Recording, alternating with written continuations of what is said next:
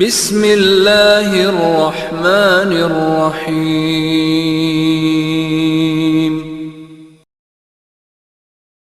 اعوذ باللہ من الشیطان الرجیم۔ بسم اللہ الرحمن الرحیم۔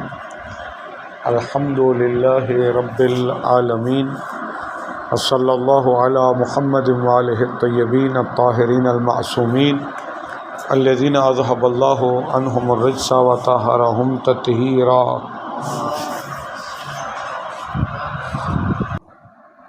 ہماری بات تھی حجیت و ظواہر الکتاب۔ توجہ فرمائیں، کتابیں بند کر دیں آپ بھئی۔ ظواہر قرآن حجت ہیں۔ ہم نے اس کو کہاں سے ثابت کیا تھا؟ ہم نے کہا تھا کہ اوکلائے عالم کی ایک بنا ہے، بنائے اوکلا۔ وہ بنائے اوکلا یہ ہے کہ وہ ہر ظاہر کو حجت سمجھتے ہیں۔ کبرِ کلی یہ ہے کہ کل ظاہر حجتن، ہر ظاہر کیا ہوتا ہے؟ حجت ہوتا ہے، ٹھیک ہے؟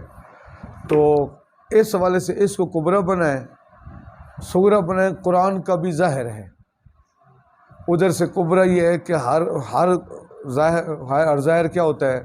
حجت۔ نتیجہ نکلے گا پس قرآن کا ظاہر بھی کیا ہے؟ حجت ہے، ٹھیک ہے نا؟ جو اخباری ہیں نا، ان کا ایک بہت بڑا اعتراض ہے۔ آج کی بات میں اس اعتراض کا جواب دینا چاہتے ہیں، سمجھنا ہے بات کو۔ وہ کہتے ہیں ظواہر قرآن پر عمل کرنا تفسیر بالرائے ہے۔ اعتراض ان کا یہی ہے کہ ظاہر قرآن پر عمل کرنے کا مطلب تفسیر بالرائے، جبکہ روایات میں تفسیر بالرائے کی شدید مذمت آئی ہے۔ روایات میں آیا ہے کہ وہ ایک حدیث مبارکہ ہے، من فسر القرآن برأیہ فلیتبوأ مقعدہ فی النار۔ جو شخص اپنی رائے سے تفسیر کرے قرآن کی، اپنا ٹھکانہ جہنم میں پکا سمجھے۔ کہتے ہیں یہ جو آپ کہتے ظاہر قرآن کو لے لیں گے، اخباری کہتے تھے ہر وہ آیت جس کے بارے میں کوئی آیت آئی، وہ روایت آئی ہوئی ہے، اس کو لے لیں گے، باقیوں کو چھوڑ دیں گے۔ ہم نے کہا نہیں، ہم ہر ظاہر قرآن کو لے لیں گے، ظاہر قرآن حجت ہے۔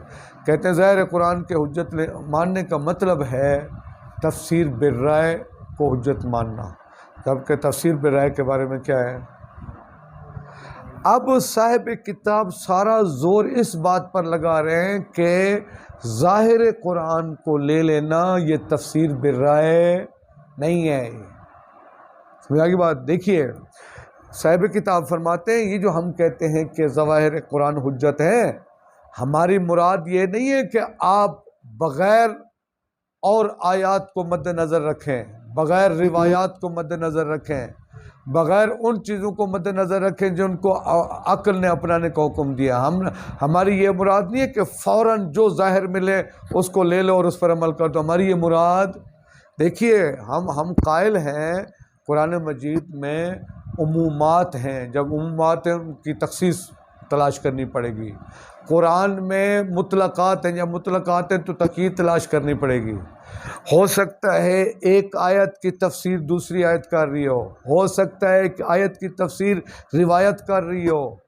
یہ جو ہم کہتے ہیں ظاہر قرآن حجت ہے، مطلب یہ نہیں کہ آنکھیں بند کر کے جو بھی قرآن کا ظاہر ہے اس کو لے لیں گے بغیر اس کے کہ ہم روایات کی طرف رجوع کریں اور قرآن کی طرف رجوع کریں۔ قطعاً ہماری یہ مراد نہیں ہے۔ ہاں اگر ایسا ہو جس طرح کہ وہ ابو حنیفہ قائل ہیں کہ وہ جو بھی ظاہر قرآن ملے بغیر اس کے کہ ہم رجوع کریں روایات اور آیات کی طرف، ہم اس کی ہم بھی مذمت کرتے ہیں، اس کی ہم بھی مذمت کرتے ہیں۔ تو ہم یہ جو کہتے ہیں ظاہر قرآن حجت، ہماری مراد کیا ہے؟ مراد یہ ہے کہ ایک دفعہ قرآن کا ظاہر ہے، اب ہمیں کوئی آیت نہیں ملی، کوئی روایت نہیں ملی، کوئی اس کا مبین نہیں ملا، کوئی اس کا مخصص نہیں ملا، کوئی اس کا مقید نہیں ملا۔ ساری چھان بین کے بعد آیت اور ہم ہیں، تو یہاں ہم کہتے ہیں کہ ظاہر قرآن حجت ہے. یہ مطلب نہیں ہے کہ بس ظاہر قرآن کو لیں، کسی حدیث کی طرف آپ رجوع بھی نہ کریں، یہ ہماری مراد نہیں ہے. سمجھا کی بات؟ ہاں اگر یہ مراد ہو تو یہ استبداد ہے، یہ اپنی رائے ہے، یہ تفسیر بالرائے ہے، اس کو ہم بھی نہیں مانتے. ہم بھی اس بات کے قائل ہیں اگر کسی جگہ پر ظاہر قرآن آ جائے پہلے تلاش کیا جائے، ہو سکتا ہے پیغمبر کے فرامین میں اس کی تفسیر مل جائے ہمیں. اگر ایک آیت کی تبیین اور تفسیر کے لیے کچھ موجود ہے ایک اور آیت، کیونکہ بعض اوقات ایک آیت دوسرے آیت کی مراد پر قرینہ ہوتی ہے، بعض اوقات ایک حدیث قرینہ بنتی ہے. تو یہ جو ہم کہتے ہیں کہ ظاہر قرآن حجت ہے، مطلب یہ نہیں کہ آنکھیں بند کر کے آپ قرآن کو لیے، ہماری مراد نہیں ہے. دیکھیے اس کا ترجمہ کرا دیتا ہوں. وَعْلَمْ، آپ جان لیں، أَنَّهُ لَيْسَ الْمُرَادُ من حجیت ظواہر القرآن، ظواہر قرآن کی حجیت سے مراد یہ نہیں ہے کیا ہوا استکشاف مرادہ سبحانہ، کہ ہم فوراً اللہ کی مراد کو لے لیں، من دون مراجعۃ، اس طرف رجوع کیے بغیر، الی ما یحکم بہ العقل فی موردہا، جس کے مورد کے متعلق عقل نے ہمیں رجوع کرنے کا حکم دیا ہے. او من دون مراجعۃ الی الآیات الاخری، ہم جو کہتے ہیں ظواہر قرآن حجت ہے، یہ مطلب نہیں ہے کہ آپ رجوع نہ کریں دوسری ایسی آیات کی طرف، التی تصلح لان تکون قرینۃ علی المراد، جو مراد خداوند پر قرینہ بننے کی صلاحیت رکھتی ہیں. اور من دون مراجعۃ، ہم جو کہتے ہیں ظاہر قرآن حجت ہے، ہماری یہ مراد نہیں ہے کہ آپ رجوع نہ کریں الی الاحادیث النبویہ، احادیث نبویہ کی طرف، اور والروایات العطرۃ الطاہرہ فی ایضاح مجملات، قرآن کے مجملات کی وضاحت میں، ٹھیک ہے، و تخصیص عموماتی، قرآن کے عمومات کی تخصیص میں، و تقیید مطلقات، قرآن کے مطلقات کی تقیید میں، بغیر ائمہ علیہ السلام کی طرف اور بغیر احادیث نبی کی طرف رجوع کیے ہوئے، یہ ہماری مراد. دیکھیے ہم یہ کہتے ہیں اگر کس جگہ پر عام آیا ہوا ہے، ابھی وہ مجمل ہے، تو آپ پہلے تلاش کریں اس کا مخصص. ہو سکتا ہے ایک اور آیت اس کی تخصیص لگا رہی ہو سکتا ہے پیغمبر کی حدیث تخصیص لگا رہی ہو، معصوم کا فرمان تخصیص لگا رہا ہو. ہم جو کہتے ہیں ظاہر قرآن، ان ساری چیزوں کی طرف رجوع کرنے کے بعد، ان ساری چیزوں کی طرف جن کی طرف عقل نے رجوع کا حکم دیا ہے، ان کی طرف رجوع کرنے کے بعد ہمیں کچھ نہیں ملا ہے. تخصیص کے بارے میں چھان بین کے بعد ہمیں تخصیص نظر نہیں آئی ہے، اور قرآن کا ظاہر عموم پر دلالت کرے تو ہم عموم کو لے لیں گے. یہ نہیں کہ آنکھیں بند کر کے ہم ہر ظاہر قرآن کو لیں، یہ ہماری مراد نہیں ہے. پس فل جی ہاں، اگر ایک آیت کا ظاہر ہے، ممکن ہے دوسری آیت اس کی تقیید کر رہی ہو، اس مجمل کی وضاحت کر رہی ہو، اس مقید کو قید لگا رہی ہے، تو پہلے اس آیت کے پاس جائیں گے. ایسا نہیں ہے کہ بغیر آنکھیں بند کیے فوراً ایک آیت کے ظاہر کو لے لیں گے، یہ ہماری مراد نہیں ہے. پس فل استبداد فی فہم القرآن، استبداد کا معنی تفسیر بالرائے، اپنی رائے قائم کرنا قرآن کے سمجھنے میں، ما غض نظر اما قطع نظر، اس سے وارد حولہ، جو اس کے ارد گرد وارد ہوئی ہیں، من سائر الحجج، حجتوں میں سے، ان کی طرف قطع نظر، ان سے قطع نظر فوراً قرآن کے سمجھنے میں اپنی رائے قائم کر لینا، یہ فل استبداد و ضلال، یہ استبداد گمراہی ہے. سنیں، آیت کا ظاہر لے لیں فوراً، بغیر اس کی کہ ہم دوسری حجتوں کی طرف رجوع کریں، فوراً قرآن کو سمجھنے کے لیے اس کے ظاہر کو لے لینا، ضلال، یہ گمراہی ہے، لا شک فی، اس میں کوئی شک نہیں ہے. کیفا واللہ سبحانہ یقول، فوراً کیسے ہم ظاہر قرآن کو حجت قرار لیں، جبکہ اللہ تعالیٰ فرماتا ہے وَأَنزَلْنَا إِلَيْكَ الذِّكْرَ، ہم نے میرا حبیب آپ کی طرف ذکر نازل کیا ہے، لِتُبَيِّنَ لِلنَّاسِ، تاکہ تو بیان کرے، تو مفسر بن جائے، تو تفسیر کرے لوگوں کے لیے، ما نزل الیہم، جو ان کی طرف نازل ہوا ہے، وَلَعَلَّهُمْ يَتَفَكَّرُونَ، خود ان کو بھی تفکر کرنا چاہیے. دیکھیے اس کا مطلب کیا ہوا، دو چیزیں ضروری ہیں.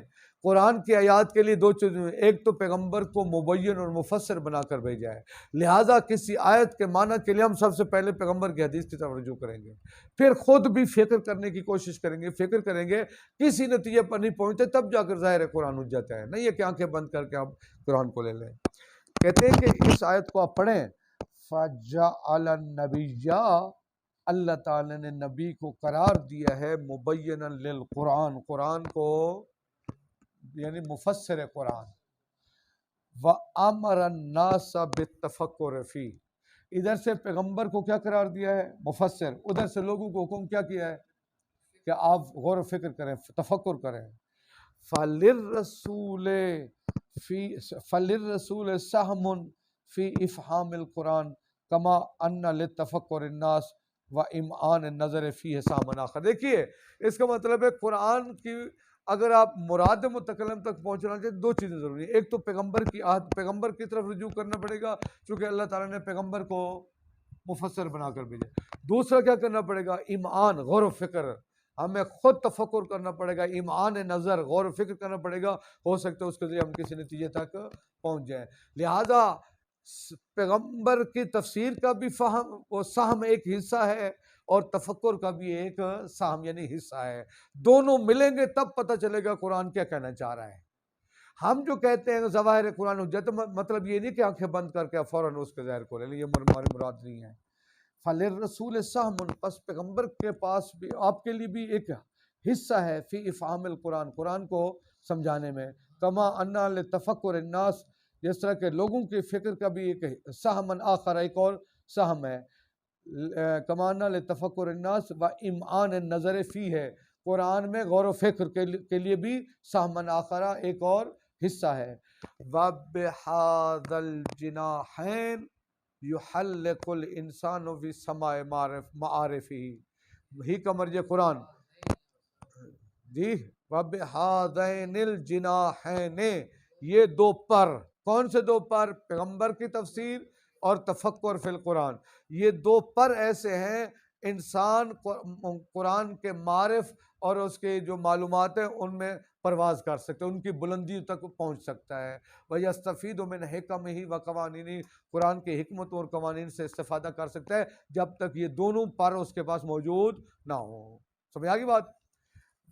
وَبِذَلِكَ تَقِفُ عَلَى مَفَادِ الْأَخْبَارِ الْمُنَدِّدَةِ بِفِعْلِ فُقَهَاءِ الْعَامَّةِ، اور وَبِذَلِكَ تَقِفُ، اسی وجہ وَبِذَلِكَ تَقِفُ عَلَى مَفَادِ الْأَخْبَارِ، آپ واقف ہو جاتے ہیں ان اخبار کی دلالتوں پر جو اخبار روایات مذمت کر رہی ہیں فقہائے عامہ کے فعل کی، جیسے ابو حنیفہ اور قتادہ وغیرہ ہیں۔ ابو حنیفہ اور قتادہ یہ کیا کرتے تھے؟ دیکھیے یہ جو روایات کہہ رہی ہیں کہ من فسر القرآن برأیہ فلیتبوأ مقعدہ فی النار، مراد وہ ہیں جو فقہائے عامہ کرتے ہیں، بغیر چھان بین کیے فوراً ایک ظاہر قرآن کو لے لینا، اس کی روایات نے مذمت کی ہے، نہیں ہے کہ جو ہم بیان کر رہے ہیں۔ سمجھ آگئی کیا کہنا چاہ رہے ہیں؟